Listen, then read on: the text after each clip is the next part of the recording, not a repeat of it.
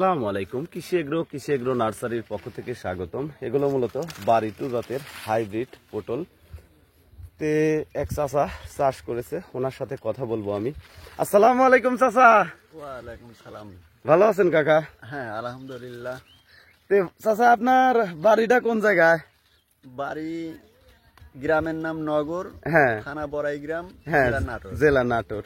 যাই হোক চাচা, এই যে পটলের আবাদ আপনারা কত বছর হলে করেন আনুমানিক? অনেকদিন হলে তো করা হয়েছে, আচ্ছা এত মনে নাই, অনেকদিন হলে। তাতে আবাদ করা 20 হয়। বছর হবে। তা তো হবে। 20 বছর হবে। যাই হোক, এই যে পটলগুলি দেখতে পাচ্ছি যে অধরা ধরা ধরেছে, মানে ভাষায় প্রকাশ করতে পারতেছি না যে হাইব্রিড জাতের পটল এত পরিমাণ ধরে। আচ্ছা, এই পটল আপনাদের কি প্রতিদিন সকালে ফুল ছোঁয়াইতে হয়? যশোরে যেমন আমরা ভিডিওতে দেখি যে ফুল ছোঁয়াইতে হয়, আমার এই পটলে কি ফুল ছোঁয়াইতে হয়? না না, ফুল ছোঁয়াইতে হয় না। না। আচ্ছা কাকা, আমরা যদি 10টা মেয়ে গাছ লাগাই, সাথে কয়টা পুরুষ গাছ লাগাইতে হবে? 10টায় একটা লাগাতে হবে। একটা লাগাইতে হবে।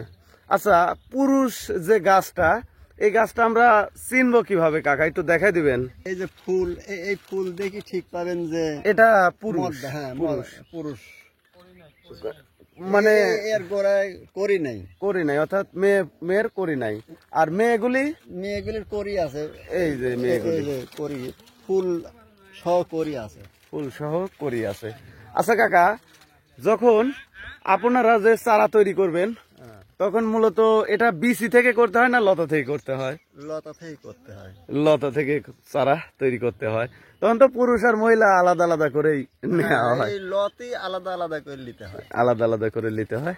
তো ভিউয়ার্স, আপনারা যদি বাড়িটু জাতের লম্বা পটল চাষাবাদ করতে চান, তাহলে আমাদের স্ক্রিনে দেওয়া নাম্বারে যোগাযোগ করবেন আর ভিডিওটি অবশ্যই একটি লাইক শেয়ার করবেন।